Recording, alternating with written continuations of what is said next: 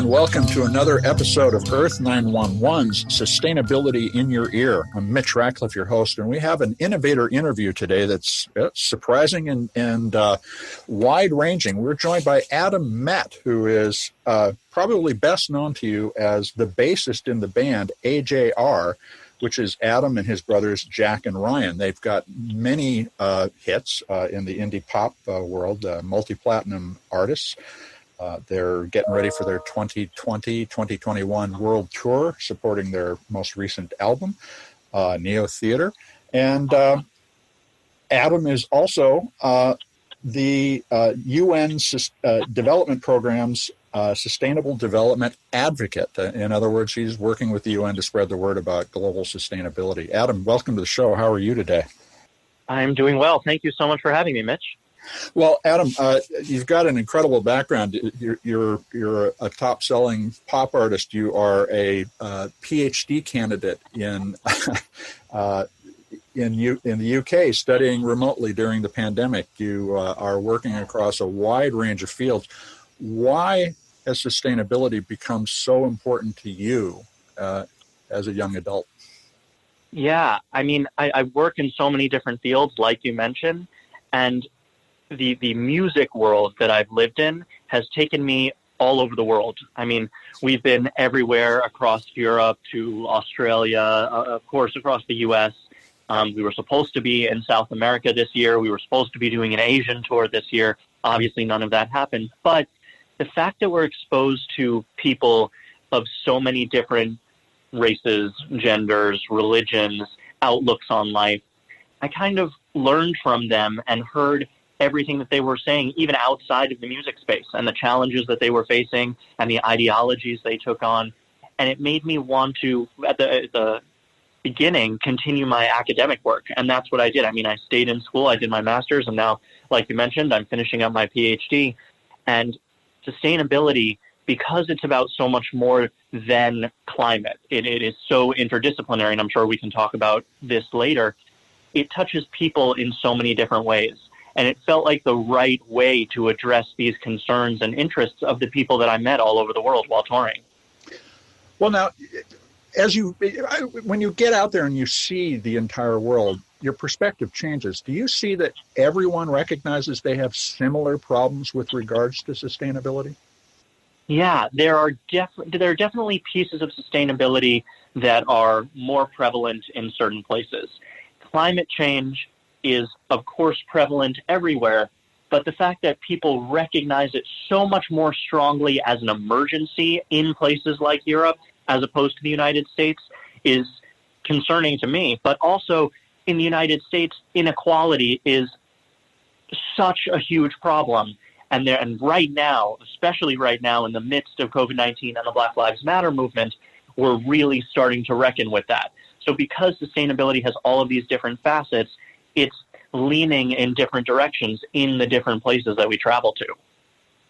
Now, for a developed world citizen, why is sustainable development in the emerging economies going to be important to us? I think that's a basic question that, while many people take for granted, is what flips the bit for somebody from caring to being completely indifferent to it. Absolutely. Sustainable development in emerging economies is absolutely vital, especially because of something called systems thinking. Mm-hmm. And so many people see sustainability as tackling climate change or being more environmental.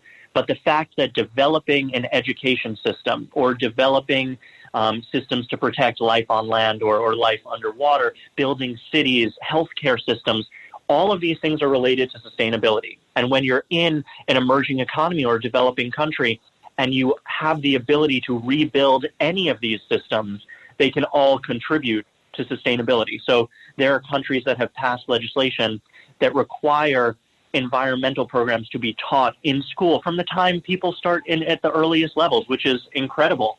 And there are places, obviously not the United States, but there are places where healthcare is a free human right that is granted to everybody.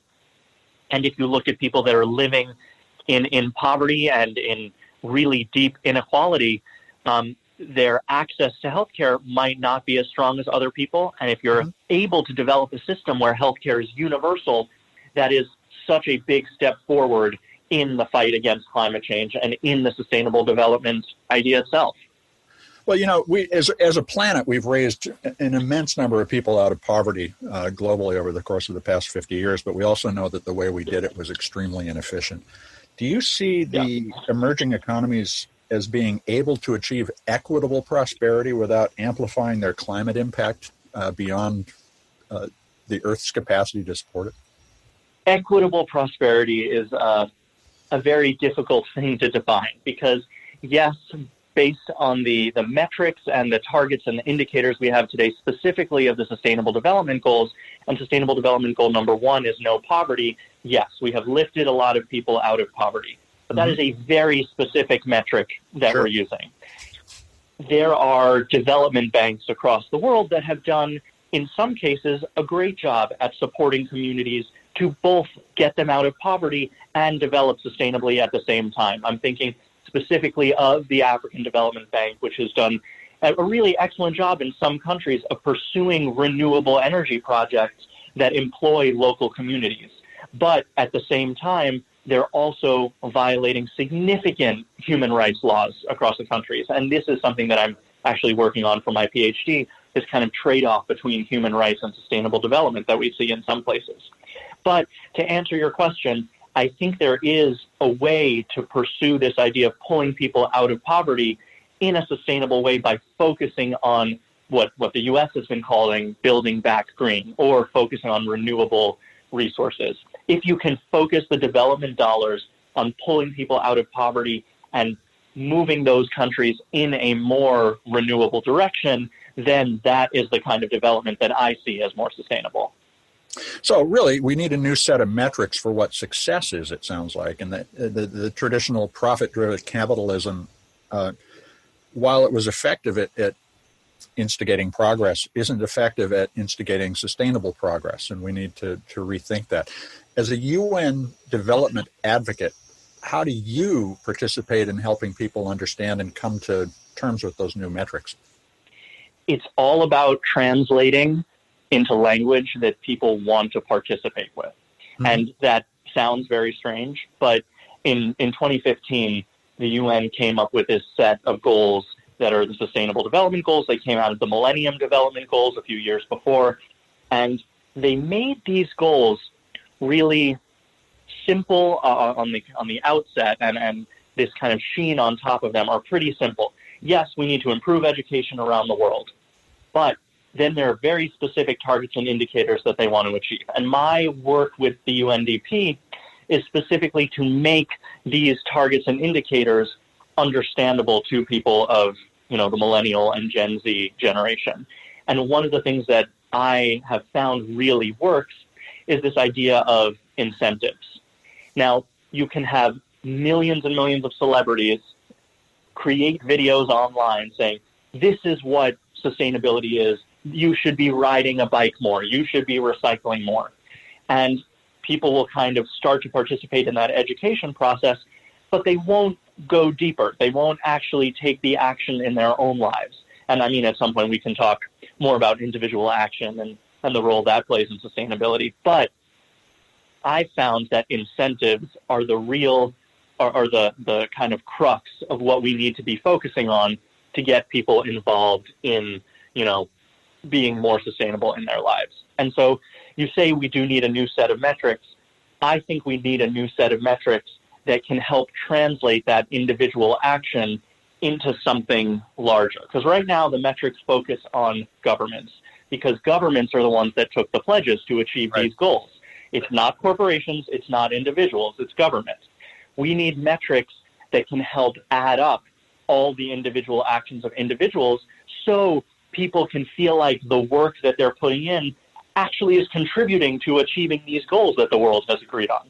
So that's that point of it. And then this idea of incentives, how do we get people to do something? We reward them for it. So whether it's, tax breaks for buying LED light bulbs as opposed to, light bulbs that cost a lot more and use a lot more electricity, or participating in recycling programs. Those kind of incentives are the ways to build individual action. And that's the kind of thing that I like to amplify with my role at the UNDP.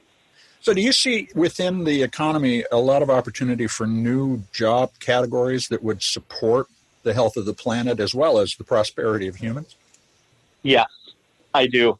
And one of the strongest places for new job opportunities is within companies that have traditionally been fossil fuel companies. Mm-hmm. Because as much harm as they're doing to the planet, they are investing millions in renewable energy resources. And one of the things I was talking about a lot in the beginning of COVID is putting together an education system for people who are no longer at work and are on unemployment to train them to be in renewable energy jobs. And if there are a lot of people that are really well trained in renewable energy jobs, it's going to encourage the Chevrons and the BPs of the world to move faster in the renewable energy space. And yes, of course, we know that, solar makes sense, wind makes sense, and the big problem is storage and really figuring out how to store this electricity. But that is the next step. If we're now training this whole new generation of engineers to work on the storage problem, we have all of these people who are out of work and trained in engineering. They can be focused on solving that problem. And of course, There are many other problems, but I see that as something that we really should be focusing on. So that's the catalyst. Now, you described being a storyteller a few moments ago as we were talking about what you do as an advocate. And obviously, you're a storyteller as a musician, and you're about to launch a new podcast called Planet Reimagined. Can you tell us what you're going to be doing on the show? Absolutely. This podcast frames the conversation around sustainability as something that's exciting, new, and cool.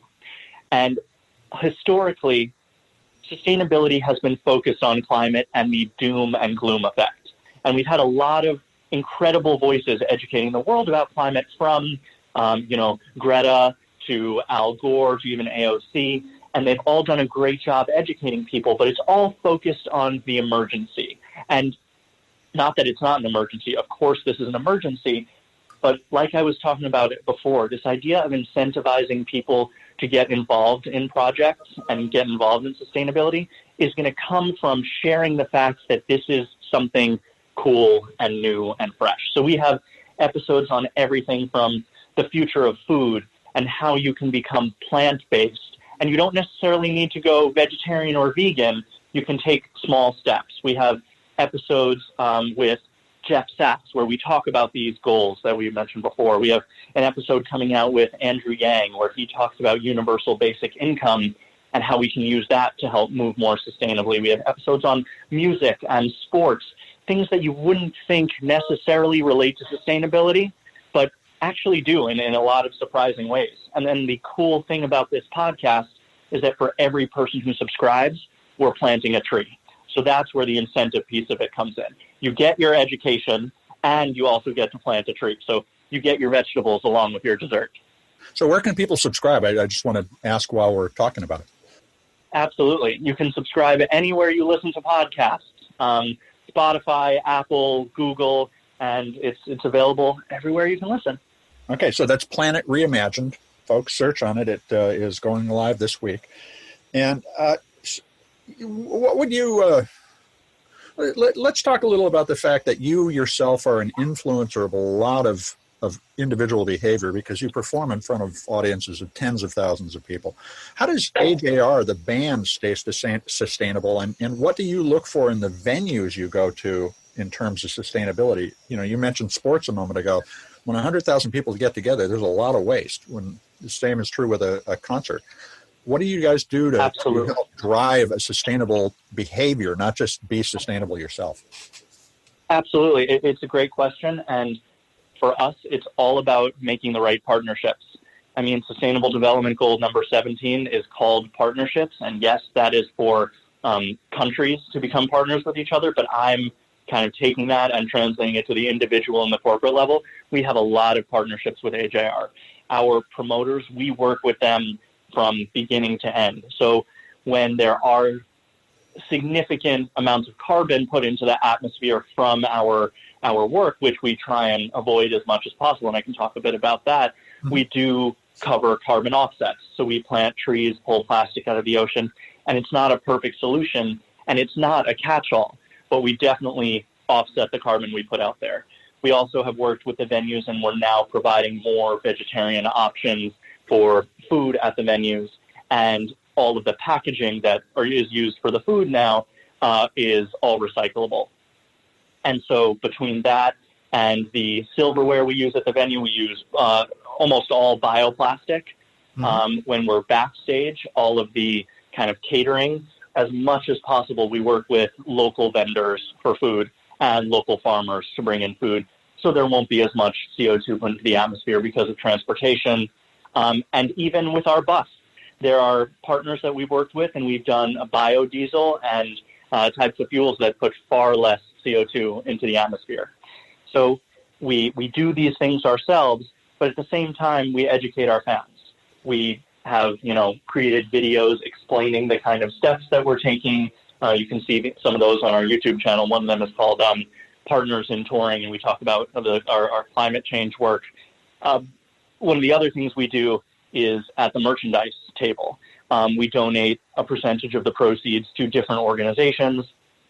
We register people to vote in the lobby of nearly every show that we do. Keep that up.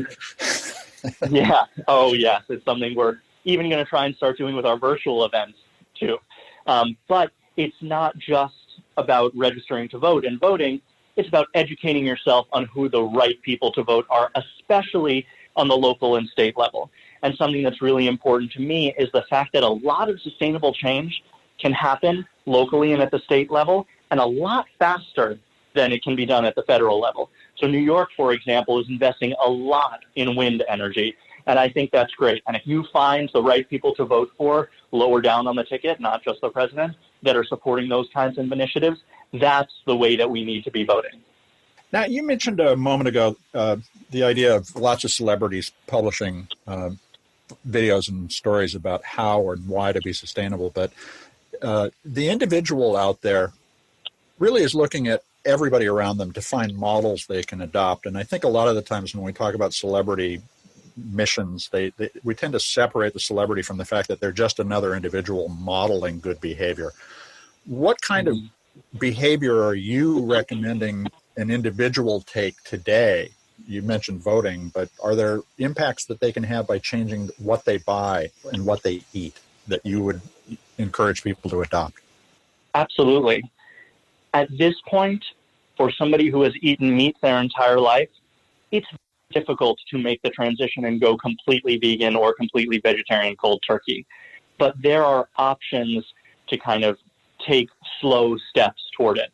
And if everyone took on Meatless Monday, which is just one day a week not eating meat, we would prevent so much methane from going into the atmosphere, which is a far stronger greenhouse gas than even carbon dioxide.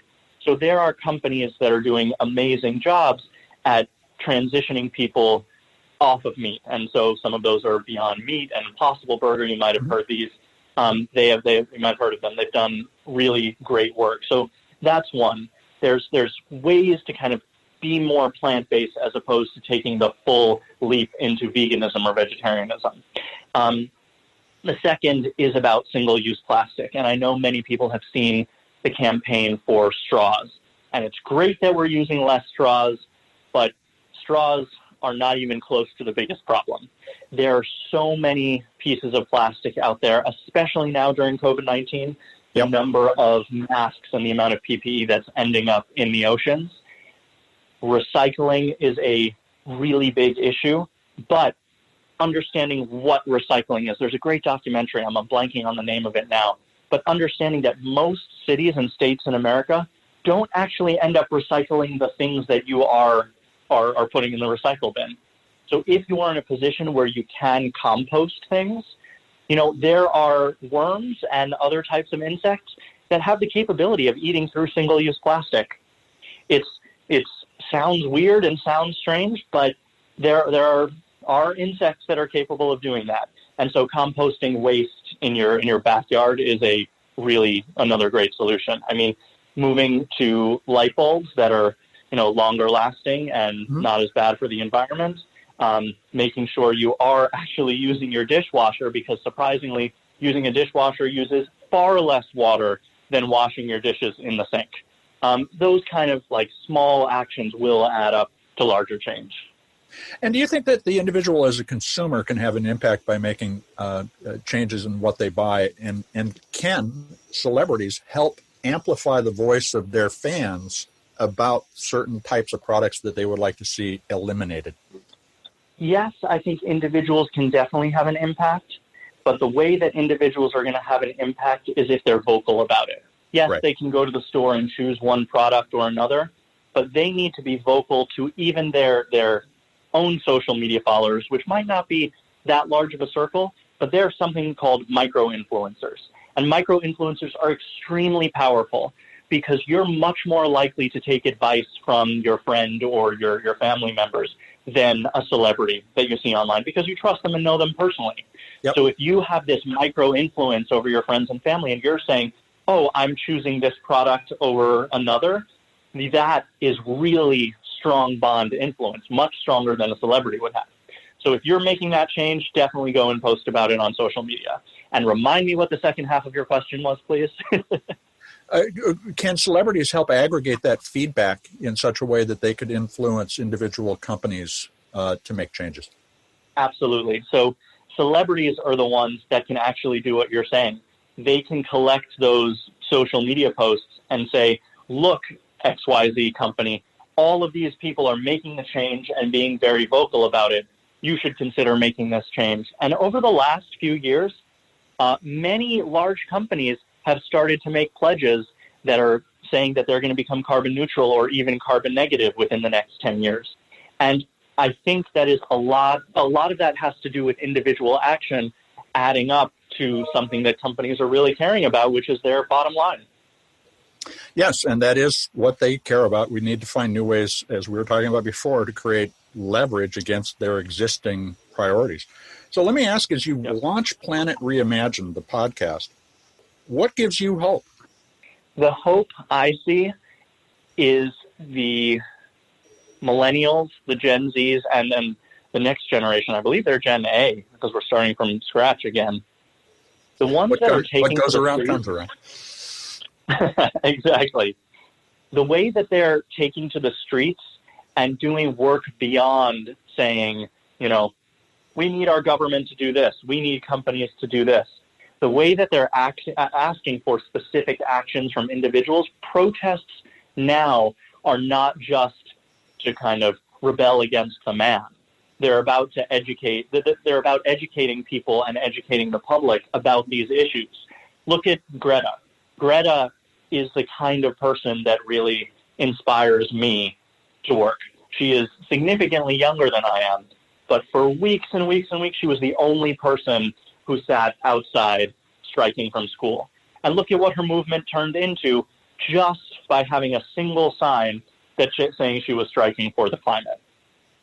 Well, we can all make a difference. I think that's a great place to conclude this conversation. But Adam Met, we would love to have you back and talk more in the future. Thank you for joining us today. Thank you for having me. This was great. Well, thank you, Adam Met. Folks, you know Adam is the bassist of AJR, but you can tune in every week to Planet Reimagined, his new podcast. Check it out on your favorite podcast subscription site. And we'll be back soon with another innovator interview. This is Earth911's Sustainability in Your Ear. I'm Mitch Ratcliffe, your host, and we'll be back with another interview soon. Take care, everyone.